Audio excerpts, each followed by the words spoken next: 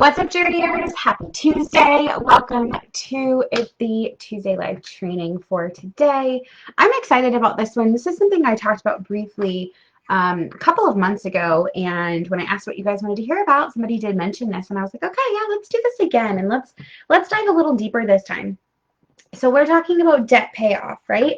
And it's really interesting. It's really difficult to create financial freedom. It's really difficult to build wealth. It's difficult to do all of these things that make you feel good about your money when you're currently sitting under just crushing debt, right? And so this is why I like to call, when I have my clients list out their debts, I call it the debt crusher list, right? Because your debt is crushing you, and it's time for you to crush your debt. Hey, Allie. So the question was, can you explain about the debt snowball, right? How the debt snowball works. So what I want to talk about, and I want you guys to join in the conversation, what methods have you been using? What methods have you seen? Are you using any kind of method to pay off your debt? What does that really look like for you? Are you just making minimum payments? Are you just kind of randomly throwing money at it? What does it really look like for you? So share that in the comments. But I'm going to talk about this because there are a couple different thought processes when it comes to getting rid of debt. And I'm going to tell you kind of the pros and cons behind the two most common ones, the two most common actual methods. The most common way people pay off their debt typically is they just don't actually have a plan, and they just kind of throw extra money at it whenever they think about it. So I'm going to talk about the two most popular methods for paying off debt. And then I'm going to talk about my method for paying off debt, my signature method called the Freedom Method. That is how I teach my clients how to get out of debt. And it really changes their entire paradigm when it comes to this process of getting out of debt. And it makes it fun. It makes it feel easy. It makes it exciting, as opposed to feeling like a chore or a task that you just have to take off, which is not fun. So let me tell you, first I'll tell you about the debt snowball, and then I'll tell you about the Avalanche Method. So really they're kind of not really opposite of each other, but one is intended to get you momentum and get you moving. The other is intended to save you money. So it really depends on what your goal is here. The other thing to be clear on here is if you've got quite a good chunk of extra cash to throw at your debt and you can get out of things very quickly, say within 18 months to 2 years, the two methods are nearly identical in terms of payoff time and in terms of interest. You might pay slightly more on the snowball than the avalanche, but it's negligible if you're talking about getting it out within that short period of time. So that's one kind of caveat I want to throw out there. So the snowball, can you picture, I know there's like old cartoons, right? I'm thinking of like Bugs Bunny, because he did this a lot, where like the character starts like rolling down a snowy hill and like picking up snow, and suddenly they're like a huge massive snowball at the bottom, and then they like crash into somebody, right? And the snow goes flying everywhere. Can you picture this? So this is the idea behind the snowball method. The idea is that for every debt that you pay off, your snowball is picking up a little bit more snow. In other words, your payments are picking up a little bit more, right? You're getting a little bit more cash available to you. So the idea of the snowball is you're going to list your debts from smallest to largest. Balance. Smallest to largest, balance. Regardless of interest rate, regardless of any of that. Smallest to largest, balance. And you're going to pay minimums on everything. Do not default on your debts if you don't have to, right? Pay minimums on everything and use use all of the extra cash you have to attack the smallest debt you've got. And just attack it with a vengeance, right? Just go crazy. You can sell stuff, whatever you need to do, work some extra shifts, deliver some pizzas, get some extra cash going, and attack that smallest debt. So let's say the smallest debt had like a $25 minimum payment. So you finally get that one completely paid off. You have now freed up another $25 in your cash flow, right? Rather than just pull that back into your budget and do what you want with it, you're going to add it to the next smallest debts minimum payment. So let's say the second one also had a $25 minimum payment. Now, in your mind, you're going to say your minimum payment on the next one is actually $50. And you're going to pay it. So you're picking up snow, right? So you're going to pay $50 as the minimum on that one, minimums on everything else. And still, every extra dollar you have is going to go towards the current smallest one. And you're just going to keep picking it up like that. So what happens is maybe you have over 7 or 8 debts. You've got a total minimum payments of $500. What happens is your total minimums never change. You just start shifting them, right? You start shifting and shifting until it's this one, this one, this one, this one, this one, this one, this one, right?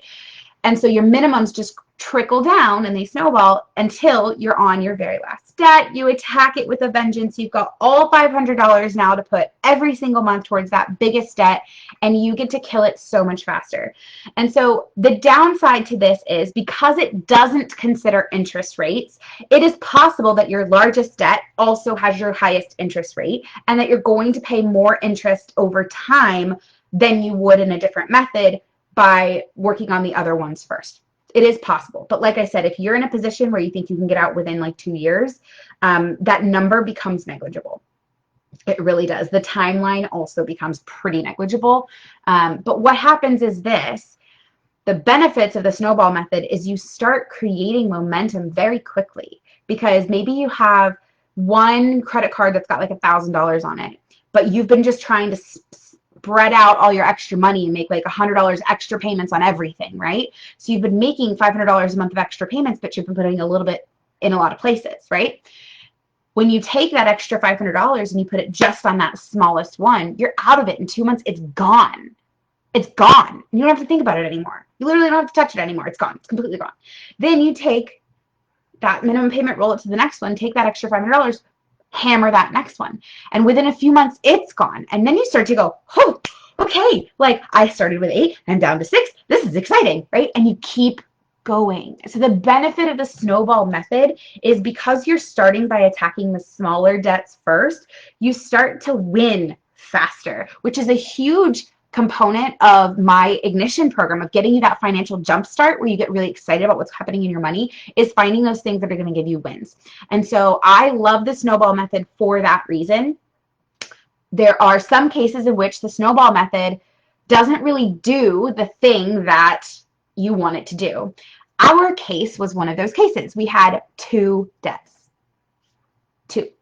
We had, well, not counting the credit card. At the time, we were spending on the credit card and paying it off every month, which we weren't actually doing effectively. So not counting the credit card, we had 2, because we didn't include it because we weren't thinking about it. We weren't really paying close enough attention to it.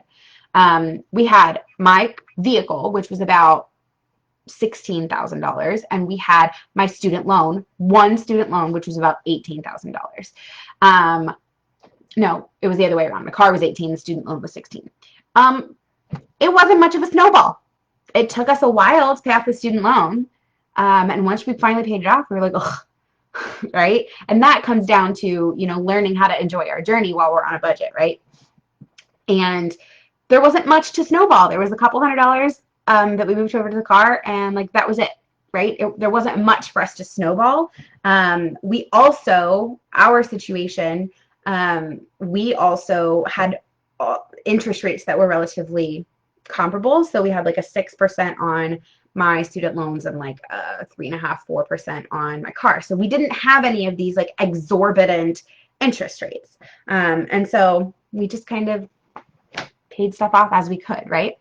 So the benefits of the snowball method is it gets you wins early, especially if you have multiple different types of debts. If you have student loans, but you have multiple student loans, they're not consolidated into one. Every single one of them gets listed differently. They get listed separately.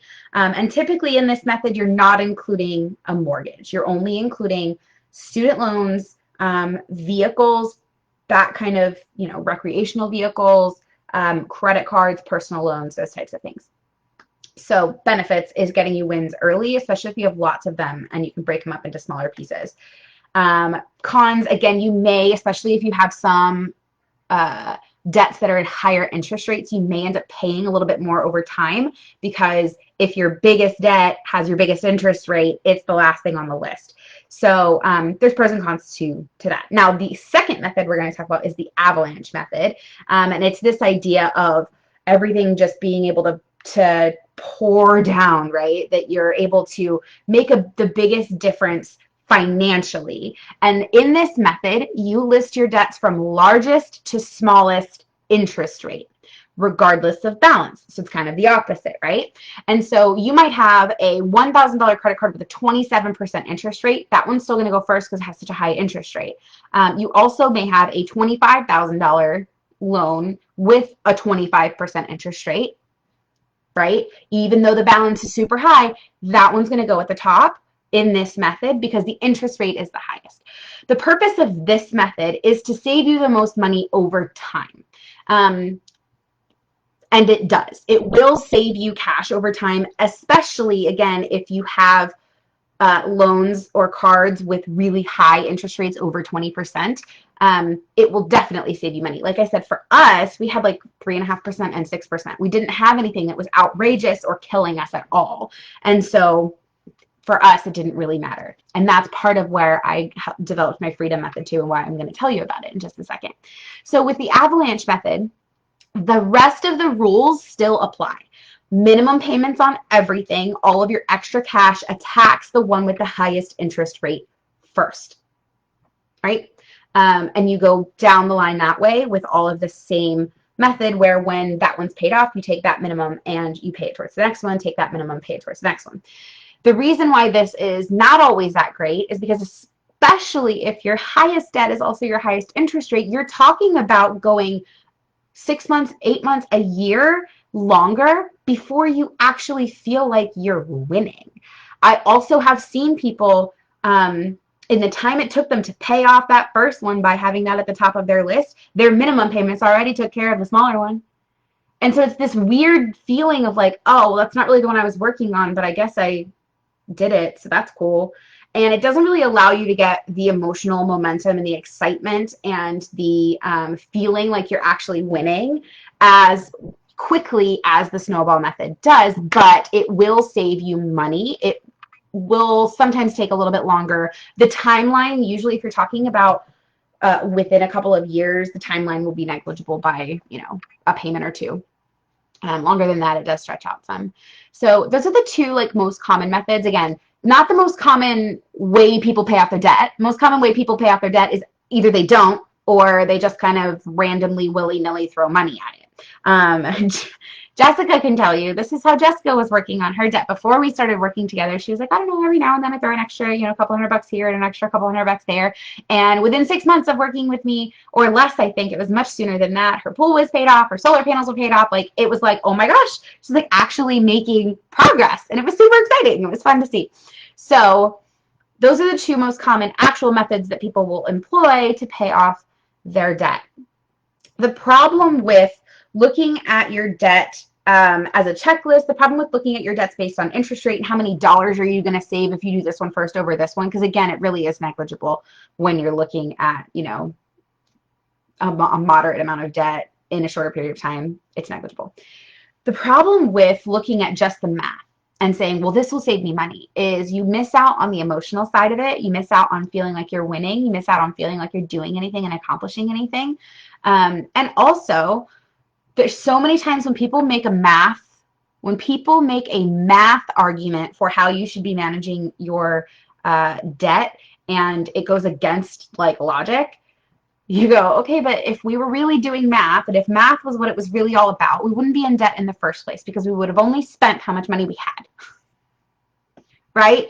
Fact is, we did get into debt, and what you need to do to get out of debt is the thing that will make you keep going, feel like you're winning, be sustainable, get excited about, which is why I developed my signature freedom method. Because even the snowball, when you do have a super high debt with a super high interest rate and it's at the bottom of your list and you see that interest piling up faster than you can pay minimum payments, even if you are paying off those smaller things, it's very frustrating, right? It's very frustrating to feel like even though you're paying off these smaller things, that one is just going crazy. I've seen people who got on an income-based repayment plan for their student loans, and within, over the course of, let's just say 10 years, they paid all of the minimum payments that they were required to pay, and their student loan balance went up. Up, not down. You're paying on that thing for 10 years and your student loan balance hasn't budged. That can get really discouraging and frustrating. And so a couple things I'll say to that. One is, if you are doing the snowball and that is the case for you, is just keep going, because you will get to that one, and then that one will be the one that you get to attack with all of this money that you're snowballing into it, right?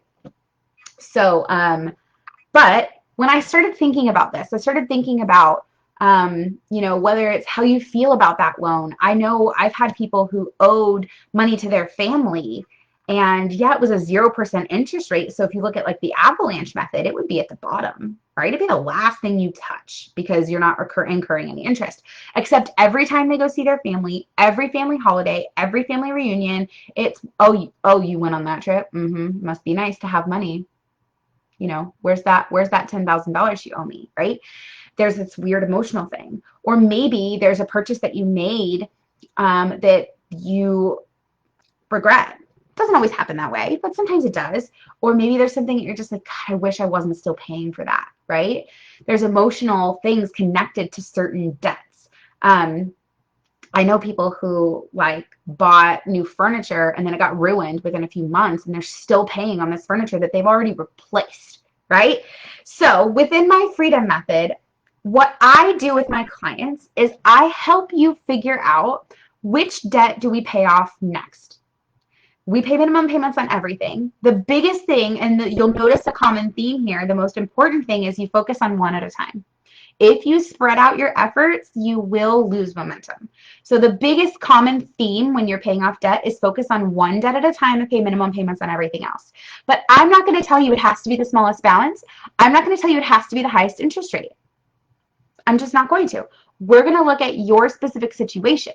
So this is where the freedom method comes in, is which one debt should I pay off such that by doing so, I create emotional space, financial space. So sometimes I will have people pay off their debt that has the highest minimum payment. Why? Maybe it's right in the middle. It's like a middle interest rate and a middle balance, right? So it's not first on either of those methods, but it has the highest minimum payment because of the way it's structured. So I'll have them pay that one off first. Why? Because it frees up cash. It frees up the most cash flow. So which debt do you choose to focus on such that by paying that off, you create the most freedom? Emotional freedom, financial freedom, right? Because you're freeing up cash. Mental freedom, maybe it's bugging you like crazy, right? Jessica, I know we need to talk. We need to talk about getting some more sessions for you so that we can kind of revamp where you're at, right? It's good to like get refreshers and like remember where you're at and why you're doing the things you're doing, because you did so good, right? So the freedom method is, which one debt do I pay off next such that by doing so, I create the most freedom? That's it.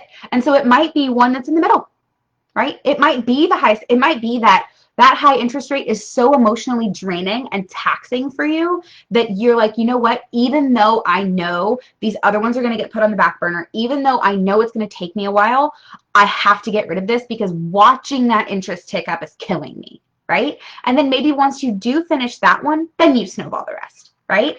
I don't really care.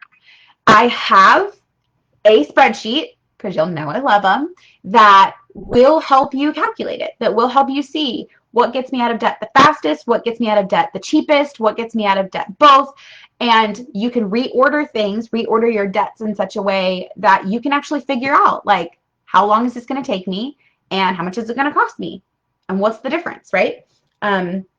This is something I do with my clients. It's like, what is the best way to do it? Some people really do care about it being the cheapest over time, right? So getting rid of the interest as soon as they can. Some people really care about just getting out of debt as fast as possible, right? Or getting rid of this one as fast as possible. And so the freedom method says, don't pay attention to what the gurus tell you to do. Frenchie, what did I say? Oh my gosh, what did I say? Now I'm so like, what? Um, so that's the thing with the freedom method is it's not about checking boxes. It's not about being perfect. It's not about always doing the smallest balance, always doing the highest interest rate. The freedom method is about choosing the one debt to work on that is going to give you the most freedom, whether it's emotional, financial, mental, physical. Maybe there's something that you want to pay off so that you can get rid of it. I don't know, right? Even maybe you want to sell something to pay some debts off, and that'll give you some physical freedom, right? I have so much stuff. I'm like over it. Like even this room is messy right now because I got a new cabinet that I'm going to reorganize this whole space, and I'm super excited. Don't tell my husband. That's what I'm doing. I'm doing all of these like fun projects while he's in Kuwait. So that's the freedom method. So what it comes down to, if you want to crush debt, if you want to get crushing debt out of your life, it really comes down to making a decision that you're actually going to be intentional about how you're doing it, choosing one debt to focus on and pay minimums on everything else and focus all of your extra energy, money, into one debt. You can either snowball it by doing the smallest balance and getting rid of it as fast as you can, which is exciting because then you get to move on, right? You can do the Avalanche Method where you get rid of the highest interest rates first. So you can save the most money over time. Or you can be like, you know what, this debt's pissing me off and I'm over it. And I want to get rid of that one first and be done with it, right? Whichever one is good. Or this one has the biggest minimum balance, right? That's the freedom method, is which one debt do you pay off first such that by paying it off, you create the most freedom. That's where it comes from. That's it. So either way, number one, focus on one at a time. That's the most important thing. Focus on one at a time so that you can focus all your energy there. Number two, it is impossible to get out of a hole if you are still digging out the bottom. I'm going to say it again. It is impossible to get out of a hole if you're still digging out the bottom. What do I mean? I mean, if you want to get out of debt, you have to stop accruing debt. That means there may be a month where the decision is made to pay nothing but minimums on all of your debts so that you can use cash to take care of other things. Because putting an extra $500 a month towards your credit card and therefore having to use another credit card to get groceries because you ran out of money at the end of the month, it makes no sense. So number one, make a decision about how you feel about debt. Prioritize not using debt anymore so that you can actually get out of the damn hole, because you can't get out of it if you're still digging out the bottom. I know people, I have clients, former clients, who are trying to pay off these 5 credit cards still using this credit card, right? You're like, everything's going up and down and like your total debt isn't really shifting, right?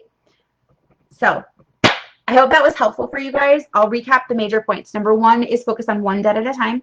Number two is, I'm like, what was number two? What did I say? Stop digging out the hole if you're trying to get out of it, right? You can't get out of a hole if you're still digging out the bottom. Make a decision about how you actually feel about debt. And consider the freedom method, where you choose one debt to pay off and focus on, such that by doing so, you create the most freedom, emotional, physical, mental, financial, right? If you need help with this, if you want to use my spreadsheet, I have the spreadsheet for my clients to help them automate. Send me a DM and we'll talk about what that will look like. Maybe it looks like just a single session so we can actually look at your numbers together. Maybe it looks like us working together for 6 weeks or longer to really help you nail down what order to do things in, how to make those decisions, how to really trust yourself with which one to pay off next, how to make that decision in such a way that you feel like you're actually creating freedom in your world, because that's the whole point, right? All right, guys. I love you dearly. Have a fan-flippantastic Tuesday, and I will talk to you soon. Bye. Oh, and enjoy the freaking journey.